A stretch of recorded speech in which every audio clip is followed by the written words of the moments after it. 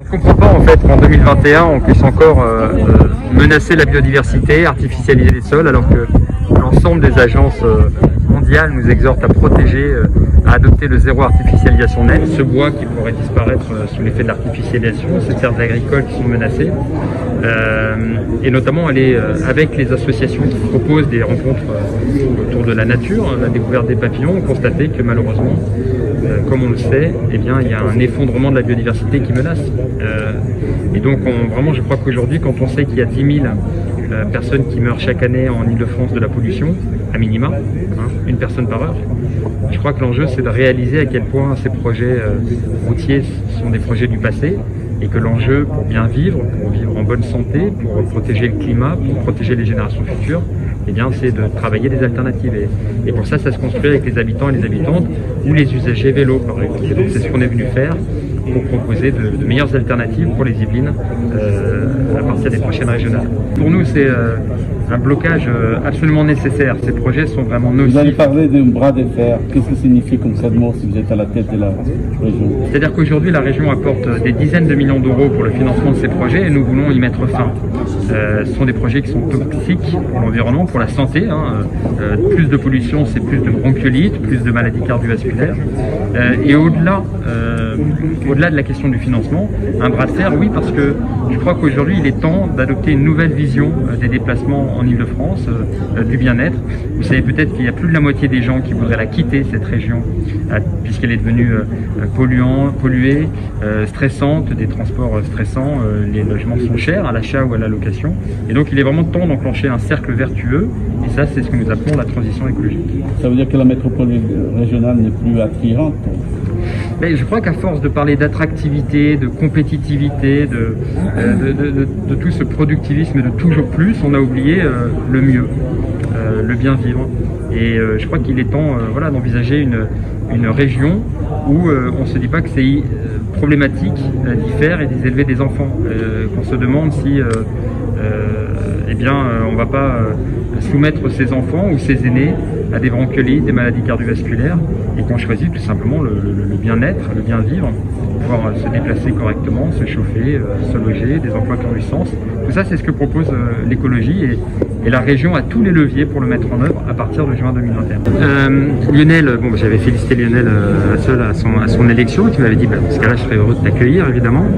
Ghislaine Séné me parle régulièrement des différents collectifs, et donc pouvoir venir, comme je l'ai dit, il n'y a pas de suspense, on s'oppose évidemment à ces projets routiers, mais pouvoir venir et envisager les alternatives, ce qui est un peu le sens de mon introduction, je crois que c'est ce qui permet le déclic vers la victoire.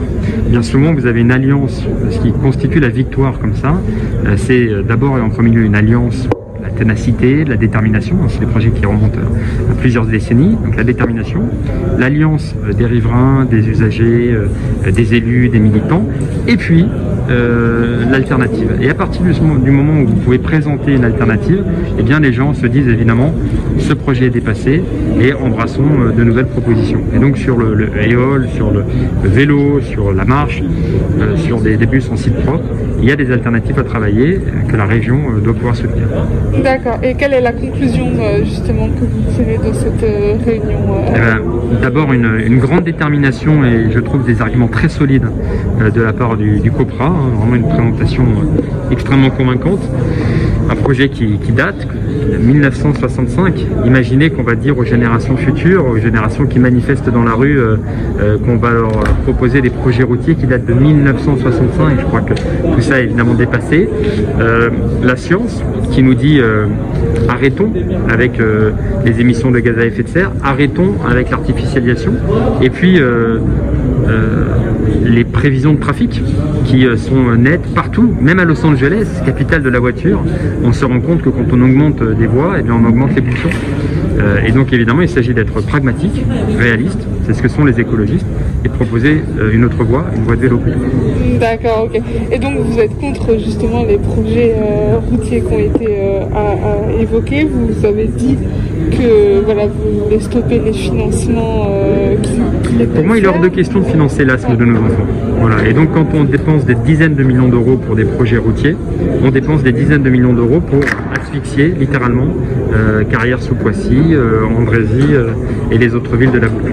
Et donc, nous ne voulons pas financer, par l'impôt, l'asthme ou les maladies cardiovasculaires, les bronchiolites à répétition. Il y a un enjeu de santé primordial, il est dit, un francilien, en moyenne par heure, meurt du fait de la pollution.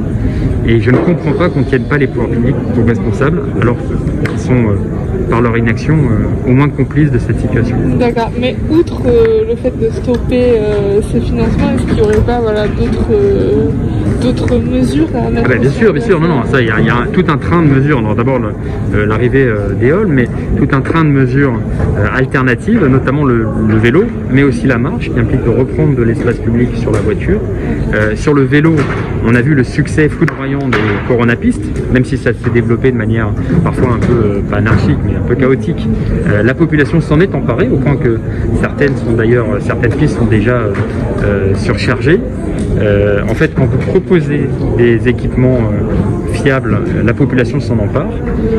Donc il s'agit de travailler sur les voies, sur la sécurisation de ces voies, sur le fait de pouvoir stationner, pouvoir les garer, les stationnements pour les lycéens. La région qui a la compétence sur les lycées pourra travailler à prêter des vélos en longue durée aux lycéens avec des tarifs très attractifs, par exemple pour les boursiers. Voilà ce qu'on prépare pour la région et pour les Yvelines. Voilà, la liste des propositions est dense et on veut les travailler avec les usagers. Pour faire ces aménagements, il faut quand même être partenaire du département qui a compétence sur... Et ces aménagements sont moins chers que le kilomètre de bitume et plus appréciés des populations. Et donc c'est pour ça que je dis bien sûr qu'il y aura un bras de fer. Avec bien sûr. Mais je pense pouvoir compter quand même sur l'attrait de plus en plus fort de la population pour des solutions moins nocives pour le climat et la santé. Le fait, comme l'a dit Lionel Vassel, que des maires, pas forcément écologistes, mais aujourd'hui se mobilisent contre cette pollution dans des zones très denses, est un très bon signal. Donc cette expression de la population pourrait se manifester aux élections départementales. D'abord et en premier lieu pour les élections régionales. Nous espérons arriver en tête au deuxième et ensuite l'emporter au deuxième tour. Et ensuite on pourrait tout à fait envisager, parce que c'est là une capacité de la région, d'organiser des consultations locales pour pouvoir, puisque le département dit qu'il faut faire, mais ne recueille pas l'avis de la population. Et quand il y a des enquêtes publiques, on sait qu'elles sont massivement décriées par la population. Et bien souvent, on atteint des seuils de 90% de refus. Et bien le fait de proposer des consultations locales, c'est sortir par le haut, par la démocratie locale, de situations de blocage. C'est ça que j'appelle moi le bras de fer, c'est ça que j'appelle prendre appui sur les attentes de la population pour démontrer qu'il y a une attente phénoménale sur les questions d'écologie, de santé environnementale, de bien-être et d'une région où il fait bon vivre. On parle des régionales, est-ce que vous avez une idée de la première action que vous mènerez si des fois vous êtes élu? Est-ce que voilà, vous y avez déjà pensé? Oui, il y a beaucoup d'actions à lancer dans les 30 premiers jours sur les questions d'égalité femmes-hommes, et je dirais une des premières, c'est la critérisation des aides. Voilà, peut-être celle qui est à mettre en place en premier lieu, puisque la région, en particulier dans cette période de crise sanitaire, est évidemment un acteur principal, peut-être le premier au niveau local, du soutien à l'activité économique. Et c'est une bonne chose. Simplement, l'argent public est rare et ça doit être utilisé à bon escient. Et donc, nous proposons de critériser ces aides. Sur le respect de l'accord de Paris, sur le respect de l'égalité femmes-hommes, sur le respect des questions d'égalité, de lutte contre les discriminations ou de relocalisation de l'emploi, de qualité de l'emploi, d'équilibre des territoires. Nous l'avons sondé. On n'a pas décidé en fonction du sondage, mais c'est intéressant de constater que c'est massivement soutenu par les écologistes, c'est pas une surprise, 80%, 70% par les sympathisants de gauche, et même les 2 tiers des sympathisants LREM, LR ou RN, pour qui pourtant, quand vous parlez en commission développement économique de contrepartie, de critérisation, pour eux c'est un mot tabou. Voilà. Et donc je crois que cette proposition très simple, pour 1 million d'euros amenés par la puissance publique, c'est-à-dire votre argent, mon argent de contribuable, nous demandons des contreparties en matière d'emploi, en matière de transition écologique ou d'égalité femmes-hommes. C'est tout à fait évident et c'est soutenu par 2 Français et 2 franciliennes sur 3. D'accord. L'écologie, un projet fédérateur. D'accord. Et ça, j'en ai hâte parce que je peux vous dire que ça fait 10 ans que je suis à la commission de développement économique, 10 ans que je mets systématiquement sur le sujet la question de la contrepartie. Voilà, quand on aide, je ne comprends pas qu'on puisse aider aussi bien Amazon que le libraire. Choisissons le libraire. Qu'on puisse aider aussi bien le grand Auchan qui domicilie une partie de sa fortune en Belgique que le petit commerçant qui est utile au territoire. Vous voyez, ça se décline sur tous les sujets. À chaque fois, on me répond non, pas de contrepartie. Sans contrepartie, ça n'est plus possible. Je crois qu'aujourd'hui on sait qu'il faut des contreparties, la population l'attend et ce sont les écologistes qui le feront. Ok, d'accord. Écoutez, merci beaucoup. Merci à vous. Une petite anecdote, on devait soutenir l'industrie du jeu vidéo. L'industrie du jeu vidéo, bon bah voilà, très bien, évidemment qu'on soutient, vous voyez. Et ils nous demandaient, c'était pas énorme, enfin c'est quand même 80 000 €, et eux voulaient faire venir un neurologue pour développer l'addiction chez les mineurs. Donc vous voyez, il y a des jeux vidéo gratuits. Hein. Le premier niveau, vous êtes comme ça attrapé et ensuite vous demandez 1 € pour continuer la suite. Et nous on disait mais 80 000 € pour l'industrie du jeu vidéo, aucun problème. Mais par contre on peut travailler peut-être sur des chartes, sur la représentation des femmes dans les jeux vidéo, sur les questions de violence. Il y a beaucoup de choses à faire, mais pas financer l'addiction chez les mineurs. Et ça, tant pour la droite que pour certains socialistes, non, pas de critères, pas de contrepartie. Vous voyez, c'est vraiment une toute autre vision de l'économie au service du bien commun en fait. D'accord.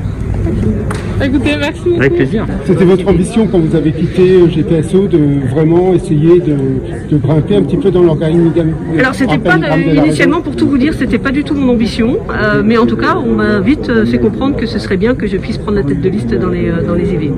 J'ai la chance d'être avec Julien Bayou au sein de la région et nous en avions discuté, c'est lui qui m'a effectivement demandé de pouvoir prendre cette tête de liste. C'est quoi le rôle de représentante départementale pour Europe Écologie Les Verts? Vous êtes derrière Julien Bayou, vous êtes numéro 2, vous êtes plusieurs numéro 2 en fait tous les départements ont une tête de liste. Tous les départements ont une tête de liste, donc c'est vrai que c'est difficile parce qu'on va avoir des élections départementales en même temps, et quand on dit tête de liste départementale, moi d'ailleurs j'ai eu des félicitations genre alors ça y est tu vas contre Pierre Bédier, super, mais non, en fait c'est une proportionnelle et qui est portée en fait, le vote se fait sur des listes départementales au niveau régional, donc on a Julien Bayou qui est effectivement la tête de liste régionale et moi je serai tête de liste départementale avec Julien Bayou, et donc on va être au total 8 personnes tête de liste, puisque Julien sera tête de liste sur Paris, puisque 8 départements, nous serons 8 têtes de liste pour les régionales, avec voilà, Julien qui porte lui encore plus haut cette...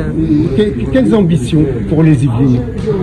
L'ambition pour les Yvelines, en fait, elle est la même que pour l'Île-de-France. En fait, ce que nous défendons, et c'est pour ça que nous avons fait le rassemblement des écologistes, nous proposons un nouveau modèle de société. Et ce nouveau modèle de société, on le fait en tant qu'écologiste et l'on veut pouvoir le décliner à l'échelle de la région Île-de-France parce que c'est la première région d'Europe et nous sommes convaincus que si cette première région d'Europe arrivait réellement à avoir des écologistes à sa tête pour pouvoir changer de modèle et pouvoir accompagner les acteurs, que ce soit les collectivités, les acteurs économiques, les acteurs associatifs et les citoyens vers beaucoup plus d'écologie, eh bien nous aurons fait déjà un grand pas je dirais en opposition à ce qui se fait aujourd'hui, qui est vraiment pour en tout cas l'écologie, voilà, des petits pas qui ne sont absolument pas suffisants aujourd'hui. J'entendais là la clôture de votre réunion d'aujourd'hui. Votre projet c'est anti-voiture, quoi, arrêter les gros projets de développement? Pas du tout, pas du tout. On n'est pas contre, au contraire c'est de proposer des alternatives. Et c'était la discussion, c'était de pouvoir rencontrer aujourd'hui les associations qui effectivement s'opposent à un certain nombre de projets routiers et de pouvoir, comment aujourd'hui on peut rassurer les Yvelinois pour s'assurer qu'ils pourront toujours garder une mobilité, mais une mobilité qui doit être partagée, qui doit être douce, active, c'est-à-dire qu'aujourd'hui il faut plutôt qu'on prenne le vélo, il faut plutôt qu'on prenne la marche à pied, et puis surtout il faut qu'on mette en place, et c'est le rôle de la région, du transport en commun, des solutions de transport à la demande, puisque nous ne sommes pas des régions très denses, mais il y a des tonnes de solutions qui nous permettraient de pouvoir continuer à se déplacer, en tout cas en grande couronne, parce que c'est la grande difficulté. On a un réseau Grand Paris Express qui va encore renforcer en fait les déplacements sur Paris et Petite Couronne. Et nous souhaitons que en Grande Couronne, on puisse mettre en place des structures, des infrastructures qui permettent de pouvoir se déplacer, mais pas le réseau routier, parce que plus on va développer le réseau routier et plus on va faire un appel de voitures. Et le sens de l'histoire, c'est de diminuer l'usage des voitures thermiques, hein, de l'énergie fossile, et surtout la place de la voiture prend tellement de place dans l'espace public, il faut qu'on arrive à partager et à modifier en fait notre mobilité. Créer de l'activité économique où tout le monde irait travailler, plateau de Saclay, Triangle de Gonesse, enfin on a comme ça pléthore d'exemples. Il faut arrêter avec ça en fait. Il faut travailler beaucoup plus dans le polycentrisme, il faut qu'on fasse en sorte de rapprocher les services, l'activité des lieux de domicile pour limiter justement les déplacements subis, hein, qui font qu'en Grande Couronne c'est quasiment 3 heures de transport que l'on a jour, et donc il faut qu'on ramène du commerce de proximité, du service public de proximité. Aujourd'hui c'est pas la gratuité, c'est améliorer l'offre, et par contre facilitons l'accès à certaines catégories de population, typiquement les plus jeunes, les moins de 18 ans. Oui, nous y sommes favorables pour cranter, comme on a pu faire sur le pass Navigo unique, hein, sur lequel on a petit à petit supprimé en fait les couronnes. Hein, c'était la zone, on a supprimé la zone 8, ensuite la zone 7, ensuite la zone 6. Et donc l'idée c'est de cranter, mais auparavant on a encore besoin d'argent et d'investissement pour améliorer le transport public en Ile-de-France.